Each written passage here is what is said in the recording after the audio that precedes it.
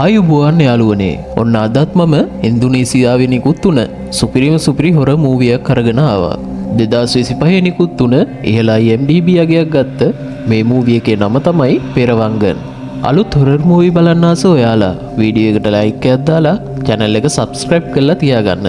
ඒ වගේම තවත් අලුත් හොරර් මූවි මගේ channel එකේ තියෙනවා. බලපු නැති අයට බලන්න මම පල්ලෙහාන් link ටික දාලා තියන්නම්. කතාව කෙටියෙන් කියනවට වඩා අපි කතාවට ගිහිල්ලම බලමු. එහෙනම් යාළුවනේ අපි යන් කතාවට.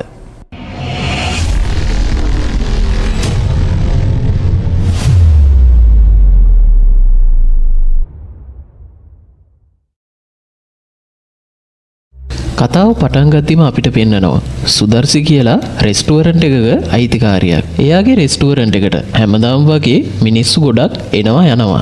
සුදර්සි ඒක නිසා ගොඩක් සතුටින් ඉන්නේ. එදා රෑ සුදර්සිගේ හස්බන්ඩ්ුයි රෑට කන්න කෑම හදන ගමන් ඉන්නේ. සුදර්සි එළවලු කපා ඉද්දී එයා එකපාරට දකිනවා එයාලගේ ටේබල් එකේ කපුටෙක් වහලා ඉන්නවා. ඒත් එක්කම එයාට එයාවම කන්ට්‍රෝල් නැතුව යනවා.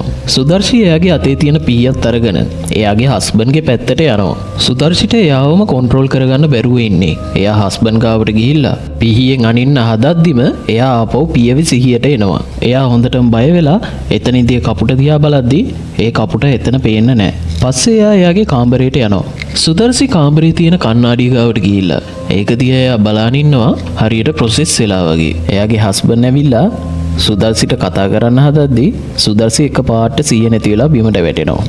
සුදර්සි බිමට වැටිලා අමුතු විදියට දඟලන්න ගන්නවා.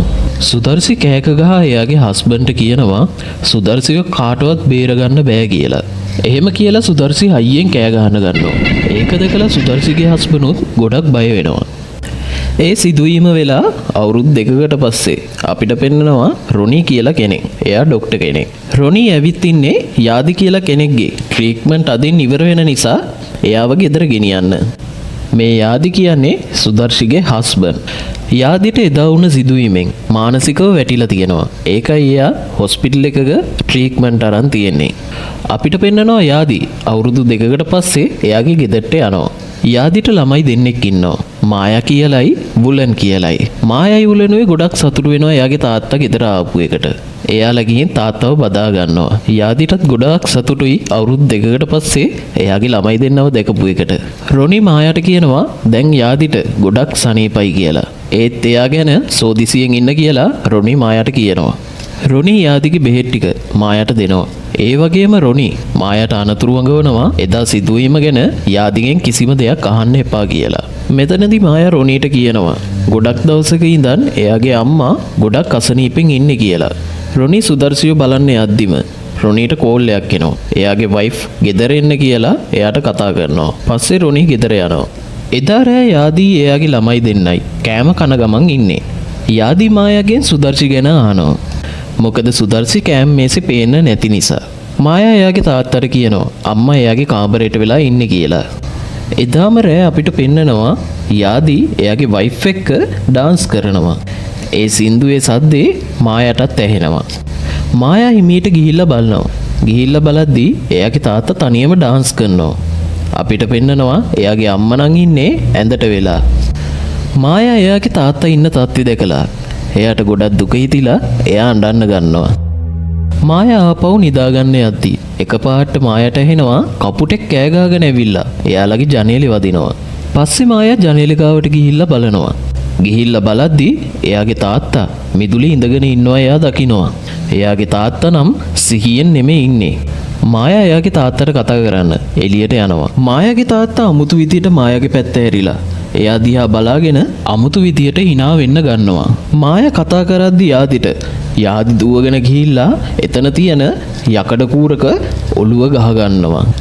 පස්සේ යාදි එතනම මැරෙනවා. පහුවදා ගමේ හැමෝම වගේ එයාගේ අවසන් කටයුතු කරන්න එනවා. ඒත් එක්කම මායාගේ නැන්දා කෙනෙක් වෙන සුමර්ණි කියලා කෙනෙක් එනවා. එයාත් එක්කම මායාගේ මාමලා දෙන්න සුසිප්තෝ බබන් එයාලා දෙන්නත් එනවා. මේ ඇවිත් තියෙන්නේ යාදිගේ නංගි මල්ලිලා දෙන්නයි.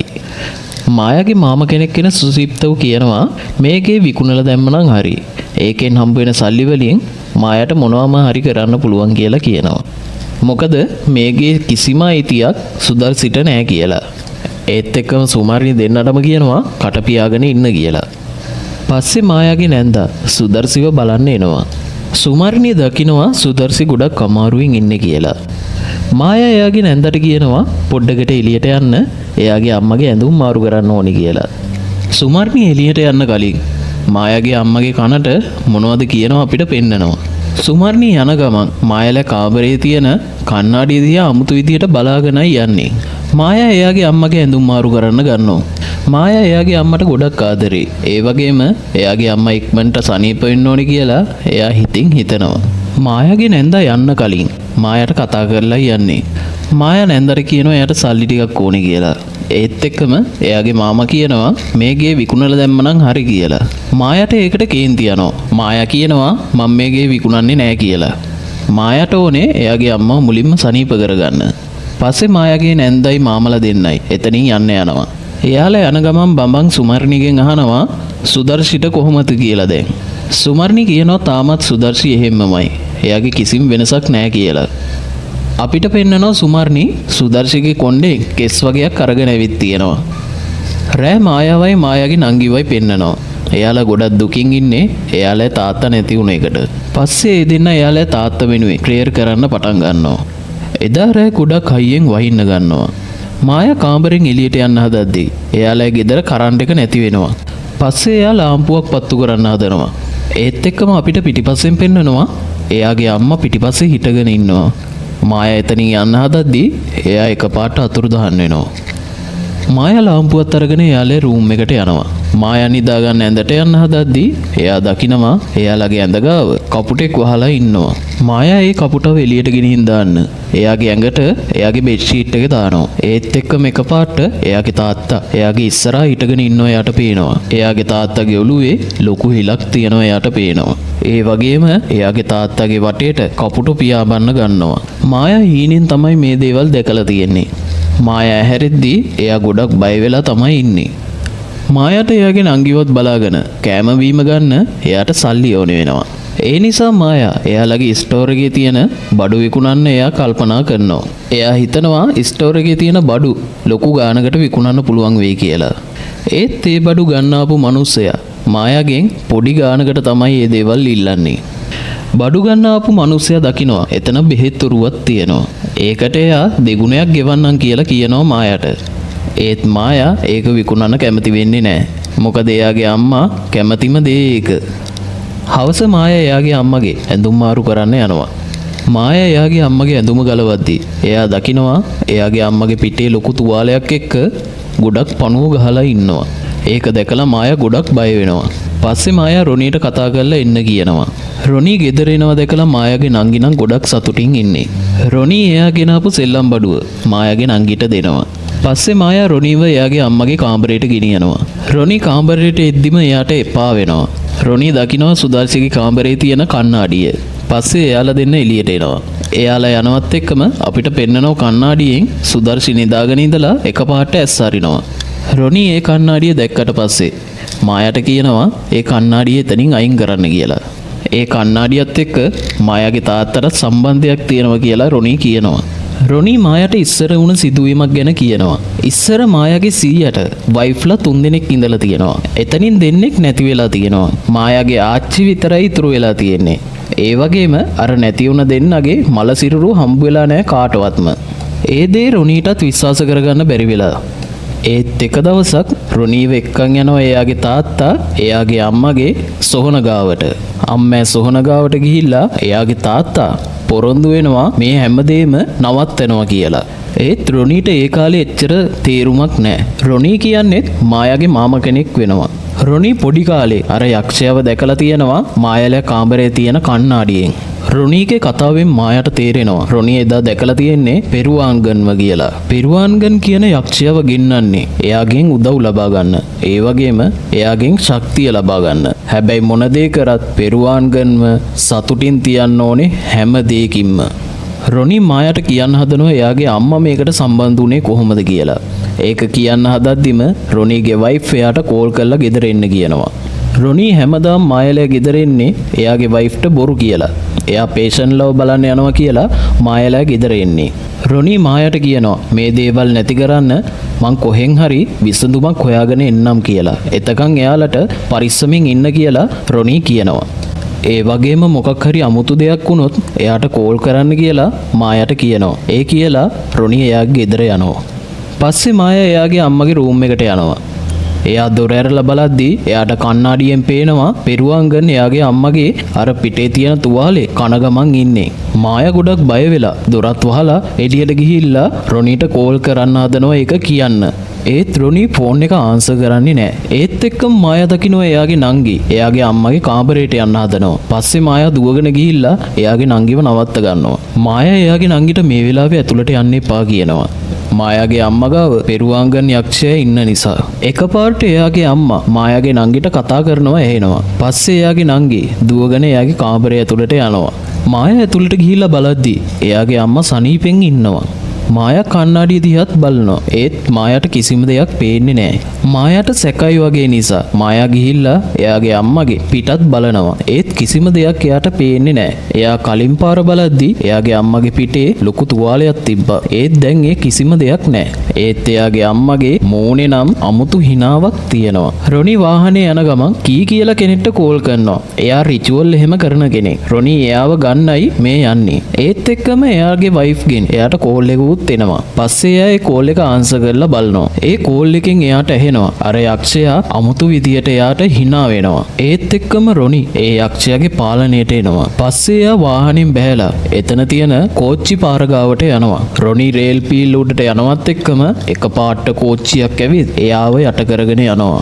අනිත් පැත්තෙන් අපිට පෙන්නනවා සුදර්ශි. එයා කොළපාට ඇඳුමක් ඇඳගෙන ඉන්නේ. පස්සේ සුදර්ශි අර කණ්ණාඩිය ගාවට ගිහිල්ලා එයා දිහා බලාගෙන ඉන්නවා. මායයි එයාගේ නංගි ගොඩක් සතුටු වෙනවා. එයාගේ අම්මා කලින් ඉඳපු විදිහටම ආපු එකට. මායා අර කණ්ණාඩියෙන් දකිනවා එයාගේ අම්මා අමුතු විදිහට hina වෙනවා. මායයි එයාගේ නංගි නිදානිද්දී මායාට එකපාරට අමුතු සද්දයක් ඇවිත් මායා හැරිලා බලනවා. එයා හැරිලා බලනකොට එයාගේ නංගි ඇඳේ නැහැ. මායා කලබලෙන් එළියට යනවා. මායා නංගිව හොයාගෙන එද්දී එයාගේ ඉස්සරහට හම්බ වෙනවා සුදු රෙද්දක් දාගත්ත කවුරු හරි කෙනෙක් හිටගෙන ඉන්නවා. මායා හිමීට එතනට ගිහිල්ලා ඒ රෙද්ද අයින් කරලා බලනවා. ඒ රෙද්ද අයින් කරලා බලද්දී එයාගේ නංගි තමයි එතන ඉඳලා තියෙන්නේ. එයාගේ නංගි මායාට කියනවා එයා එයාගේ අම්මත් එක්ක සෙල්ලම් කරන ගමන් ඉන්නේ කියලා. එහෙම කියලා එයා දුවලා යනවා. මායා ගිහින් බලද්දී එයාගේ අම්මත් එක්ක එයාගේ පොඩි නංගි සෙල්ලම් කරන ගමන් ඉන්නේ. සුදර්ශි මායාගෙන් රොනි ගැන අහන්න ගන්නවා. ඒත් එක්කම මායාට රොනිගේ වයිෆ්ගෙන් කෝල් එකක් එනවා. මායා කෝල් එක ආන්සර් කරලා බලද්දී රොනිගේ වයිෆ් මායාට හොඳටම බැනගෙන යනවා. මොකද එයාගේ පවුල නිසා එයාගේ හස්බන්ඩ්ුත් නැති වුණා කියලා මායාට බනිනවා. රොනි නැති වුණ එක මායාගේ නැන්දටයි මාමටයිත් ආරංචි වෙනවා. එයාලා කතා වෙනවා එයාලගේ සහෝදරයෝ එක එක්කෙනා නැති වෙනවා කියලා. එයාලගේ යාදිත් නැති වුණා. පස්සේ දැන් රොනි ඊගාවට කවුරු නැති වෙයිද කියලා මෙයාලා කතා වෙවි යන්නේ. එයාලා කතා කර යද්දී එයාලගේ වාහනේ එකපාරට ඇක්සිඩන්ට් වෙන්න යනවා. කොහොම හරි බබන් අනිත් පැත්තට කපලා වාහනේ හරව ගන්නවා. එයාලා ඒ අනතුරෙන් බේරෙනවා. අපිට පෙන්නනවා එදා රෑ සුසිප්තෝයි බබනුයි මායලා ගෙදර යනවා. පස්සේ එයාලා සුදර්ශිගේ කාමරේ ඉස්සරහා එයාලා ගෙනාපු සුදර්ශිගේ අර කෙස් ගස් ටික එතන වලලනවා. අපිට පෙන්නනවා මේ දෙන්නා ඒ දේ කරන අතරේ පිටිපස්සෙන් අර යක්ෂයා එනවා. සුසිත්තටයි බවන්ටයි අමුතු සද්දයක් ඇහෙනවා. පස්සේ මේ දෙන්න බය වෙලා දුවන්න ගන්නවා. මේ දෙන්න වලලවපු කෙස් ගස් ටිකට සුමර්ණේ රිචුවල් එකක් කරලා තමයි මෙයාලට දීලා තියෙන්නේ. මොකද ඒකෙන් එයාලා ආරක්ෂා වෙන හින්දා. සුසිප්තෝ කෝල් එකකින් සුමර්ණී එක්ක කතා කර ඉන්න අතරේ එකපාරට කපුටෙක් ඇවිල්ලා එයාලගේ ජනේලෙ වදිනවා. ඒ සද්දෙට බය වෙලා සුසිප්තෝ ගේ හැමතැනම බලන්න ගන්නවා. සුසිප්තෝ ගේ ඇතුළ බලද්දි එයාට අමුතු සද්දයක් ගේ හැමතැනින්ම ඇහෙන්න ගන්නවා. සුසිප්තෝ හොඳටම බය වෙලා ගේ හැමතැනම හොයනවා මොකක්ද ඒ සද්ද කියලා. එකපාරට අර යක්ෂයා ඇවිල්ලා සුසිප්තෝගේ කකුලෙන් අල්ල ගන්නවා. හොඳටම බය වෙලා ඉන්න සුසිප්තෝ එයාගේ අතේ තියෙන මන්නේ අරගෙන කපාගෙන යනවා. එයා කපලා ඉවර වෙලා බලද්දී එයා අර යක්ෂයාගේ අත නෙමේ කපලා තියෙන්නේ එයාගේම කකුල. සුසිප්තෝ බිම වැටිලා කෑ ගහද්දී අර යක්ෂයා ඇවිල්ලා එයාගේ කැපිච්ච කකුල අරගෙන ඇතුළට යනවා. සුසිප්තෝ ඒක දැකලා බේරෙන්න ඕනි කියලා හිතාගෙන ඉස්සරහට යද්දී එකපාරට අර යක්ෂයා එයා ගාවට ඇවිල්ලා එයාවත් ඇදගෙන යනවා. අනිත් දවසේ අපිට පෙන්නනවා මායා. එයා අම්මගේ කාමරේ තියෙන කණ්ණාඩිය රෙද්දකින් වහලා තියෙන්නේ. ඒත් එක්ක මායාට සුමර්ණිගෙන් කෝල් එකක් එනවා. මායා දකිනවා එයාගේ පොඩි නංගි එයාගේ අම්මට පණුව කවන්න හදනවා. මායා ටක් ගාලා ඇවිල්ලා එයාගේ අතට ගහලා ඒක විසික් කරනවා. මායාගේ මේ වැඩ නිසා එයාගේ නංගි ගොඩක් දුකෙන් ඉන්නේ. පස්සේ එයා එතනින් යනවා. මායා ගිහින් ආපහු ඒ කෑම බලද්දි ඒවේ පණුව නෑ. එයාගේ නංගි එයාගේ අම්මට බත් කවලා තියෙන්නේ. පස්සේ මායා ගිහින් එයාගේ නංගිගෙන් සමාව ගන්නවා. එදා රෑ මායා කොහොම හරි නිදා ගන්න හදද්දි එයා දකිනවා ආයෙත් අර කපුටා එයාගේ කාමරේ ඉන්නවා. එයාගේ කොට්ටේ යටින් අමුත්තක් දැනෙද්දි එයා කොට්ටේ උස්සලා බලනවා. ඒක උස්සලා බලද්දි මැරිච්ච කපුටෙක් එයාගේ කොට්ටේ යට ඉන්නවා. ඒකව දැකලා මායාට වමන යනවා. මායා ගිහින් වමනේ දාද්දි එයා දකිනවා එයා වමනේ දාලා තියෙන්නේ කුරුල්ලෙක්ගේ බඩවැල් ටිකක් කියලා. එයා කණ්ණාඩියෙන් බලද්දි එයාගේ මූණ පුරා ලේ තියෙනවා එයා දකිනවා. පස්සේ එයා බය වෙලා ටැප් එක ඇරලා ටක් ගාලා වතුරෙන් මූණ හොද ගන්නවා. පස්සේ එයා ආපහු කණ්ණාඩියෙන් බලද්දි කිසිම දෙයක් එයාගේ මූණේ නැහැ. ආපහු එයා රූම් එකට යද්දි ආයෙත් එකපාරට එයාලගේ ජනේලෙට කපුටෙක් ඇවිල්ලා වදිනවා. එයා බයෙන් ජනේලෙ ගාවට යනවා. මායා ජනේලෙන් එළිය බලද්දි එයාගේ නංගි ඇවිදගෙන යනවා එයා දකිනවා. මායාගේ නංගි හදන්නේ එයාලා ලිඳට පනින්න. ඒත් එක්ක මායා දුවගෙන ඇවිල්ලා එයාගේ නංගිව බේර ගන්නවා. මායා එයාගේ නංගිව පියවි 100ට අරගෙන ආපහු එයාගේ කාමරයට එක් කරගෙන යනවා. අපිට පෙන්නනවා ඒ ලිඳ ඇතුළේ ඉඳලා තියෙන්නේ මායාගේ අම්මා. මායාගේ නංගිට එයාගේ අම්මා ලිඳ ඇතුළේ ඉඳගෙන එයාට කතා කරලා එයා ගාවට එන්න කියලා. ඒකයි මායා නංගි ගිහිල්ලා තියෙන්නේ ලිඳ ගාවට. මේ හැමදේම කරන්නේ පෙරුවන්ගන් කියන යක්ෂයා. මායා එයාගේ නංගිව නිදි කරවලා එයා යනවා එයාගේ අම්මගේ කාමරේ පැත්තට. මායා කණ්ණාඩියෙන් දකිනවා එයාගේ අම්මා කොණ්ඩේ කපන ගමන් ඉන්නේ. ඒත් එයා හැරිලා බලද්දි එයාගේ අම්මා ඇඳේ නිදි. මායාට තේරුම් යනවා මේ කණ්ණාඩිය නිසා තමයි මේ හැමදේම කියලා. පස්සේ මායා කණ්ණාඩියත් අරගෙන එළියට යනවා. මායා කණ්ණාඩිය අරන් එළියට යද්දි අපිට කණ්ණාඩියෙන් පෙන්නනවා අර යක්ෂයා බිත්තිය උඩ ඉඳන් මායාගේ පස්සෙන් එනවා. මායා කණ්ණාඩිය එළියට ගෙනහිල්ලා ඒක විනාශ කරන්න ගොඩක් උත්සාහ කරනවා. ඒත් කිසිම දෙයකින් ඒක හරියන්නේ නැහැ. පස්සේ මායාටම එපා වෙලා මායා ගේ ඇතුළට යනවා. මායා ගියාට පස්සේ අපිට පෙන්නනවා අර යක්ෂයා ඒ කණ්ණාඩිය ගාවට එනවා. මායා උදේ නැගිටලා එයාගේ අම්මේ රූම් එකට යද්දි එයා දකිනවා අර එළියට විසික් කරපු කණ්ණාඩිය ආපහු එතනම තියෙනවා. මායා ඒක දැකලා ගොඩක් බය වෙනවා. මායාගේ නංගිට මේ කිසිම දෙයක හරියට තේරුමක් නැහැ. එයා හැම වෙලෙම එයාගේ අම්මත් එක්කමයි ඉන්නේ. මායා එයාගේ අම්මගේ ඇඳුම් මාරු කරන්න හදන්නේ. මායාගේ අම්මා කියනවා අනික් කොළපාට ඇඳුම අඳින්න කියලා. මායාගේ අම්මා හැම වෙලෙම කොළපාට ඇඳුම්මයි අඳින්නේ. මායා එයාගේ අම්මගේ ඇඳුම් මාරු කරන්න හදද්දි මායා දකිනවා එයාගේ අම්මගේ ඇඟ කොළපාටින් වැහිගෙන එනවා කියලා. මායාගේ අම්මා මායාට කියනවා දැන් මැරෙන්න වෙලාව ආවයි කියලා. පස්සේ මායා එයාගේ නංගිවත් අරගෙන එළියට යන්න හදද්දි නංගි එකපාරට කෑ ගහලා එයා කාමරේට ගිහිල්ලා දොර වහ ගන්නවා. එයාගේ නංගි කියනවා එයාගේ අම්මත් එක්කයි මට ඉන්න ඕනේ කියලා. මායා කොහොම හරි කාමරය ඇතුළට ඇවිල්ලා එයාගේ නංගිව ගෙනියන්න හදද්දි මේ දෙන්නම දකිනවා එයාලගේ අම්මා කොළ පාට වේගෙන එනවා. ඒ වගේම එයාගේ අම්මගේ ඇස් දෙක ගොඩක් රතු පාට වෙලා. ඒකට බය වෙච්ච පාර ඒ දෙන්න වාහනෙත් අරගෙන එයාලා නැන්දලා ගෙදරට යන්න පිටත් වෙනවා. එයාලා රෑ වෙලා යන පාරේ එක වයසක ගෑනු කෙනෙක් එයාලා පාර හරස් කරගෙන ඉන්නවා. මායා එයා හිඟන්නෙක් කියලා හිතාගෙන එයාට සල්ලි දෙන්න හදනවා.